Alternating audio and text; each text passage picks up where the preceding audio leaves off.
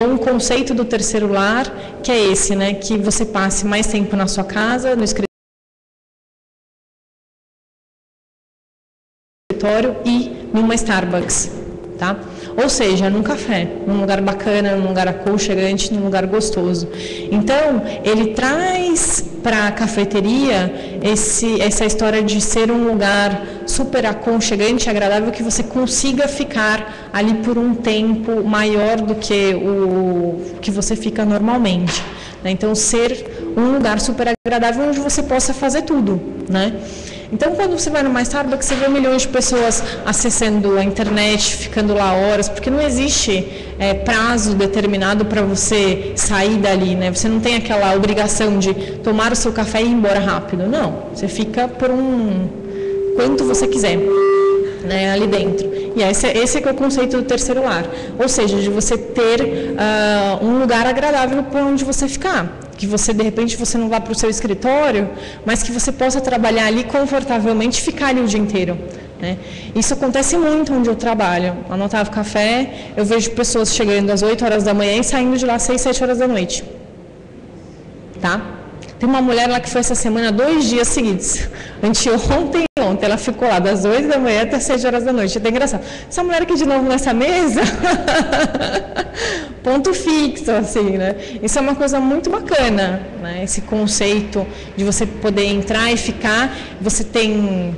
É aquela história, né, de você ter produto para consumir de manhã, à tarde, na hora do almoço, daqui a pouco você come de novo e você acaba ficando o dia inteiro ali dentro sem perceber e sem se chatear. Tá? Isso é uma tendência, cada vez mais a tendência é esse tipo de lugar crescer dentro da nossa sociedade, né? Porque assim, as pessoas não aguentam mais.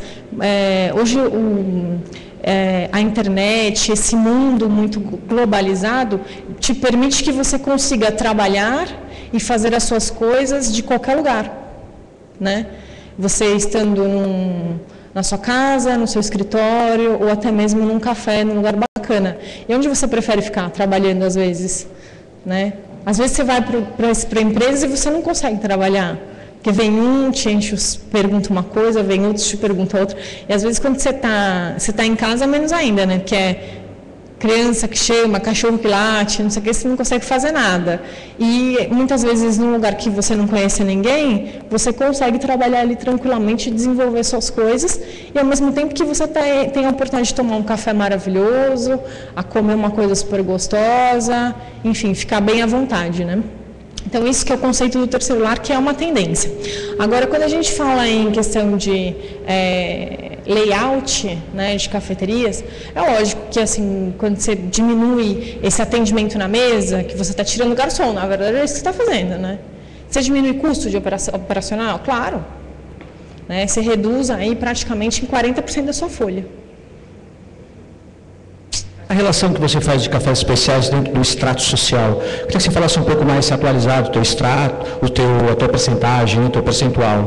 Quando você fala, por exemplo, em classes sociais, para cada classe social você acaba tendo, você tem aí a classe A e B, é uma classe que ela já consome, né, muito fora de casa, ela já existe isso pouco mudou, né? O que mudou foi a classe C, que cresceu muito, né? Então ela é uma classe aspiracional, né? Então quando você pensa em montar um café para essa classe que ela vem crescendo, né, você tem que pensar nela, ou seja, o que esse público consome, o que esse público quer?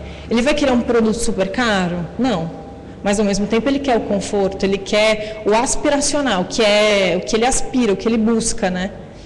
Ele não quer mais consumir, por exemplo, um café popular. Não, ele quer um café diferenciado, porque ele já pode pagar um pouco mais, porque ele ganha um pouco mais, mas ele também não pode ser muito caro para ele, porque senão ele não consegue chegar nisso.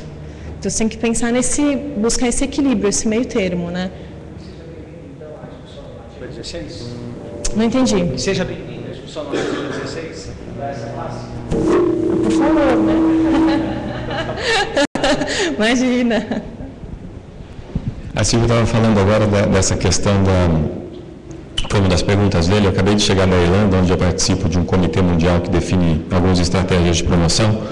E o interessante é que a gente falava exatamente sobre essa permanência das pessoas nas lojas. Existem muitas pessoas na Europa que não mais têm escritório, elas não alugam o escritório, elas utilizam o espaço do coffee shop.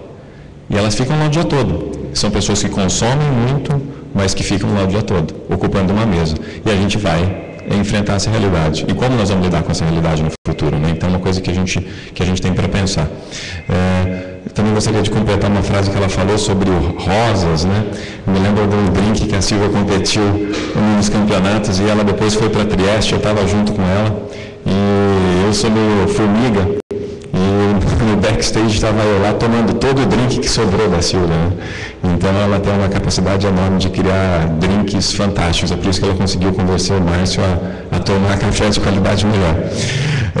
Gostaria de agradecer a presença de todos vocês, gostaria de agradecer o apoio que a gente teve do Museu do Café, do Sindicato do Café, né, do Centro de Preparação de Café e principalmente também aos nossos patrocinadores do Campeonato Brasileiro de Barista Etapa São Paulo, né? A Lidermac, que se deu as máquinas, a gente tem a Leti, da 20, temos a da Terra Coffees, Biquíni Barista, o Posto Portal de Santos, a Cadena e também a Nespresso. Então, eu gostaria de agradecer todas essas pessoas, porque a nossa verba é muito pequena para a organização do campeonato, e se não fosse a ajuda dessas pessoas, todo o empenho delas, né, especialmente toda a diretoria do museu que ofereceu essa oportunidade para a gente, também o André, a Carol, que nos apoiaram, sem essas pessoas a gente não conseguiria ter realizado essa etapa fora de São Paulo, né, que é a primeira vez que a gente faz fora, fizemos Campinas há alguns anos, mas no passado ela vinha sendo organizada em São Paulo.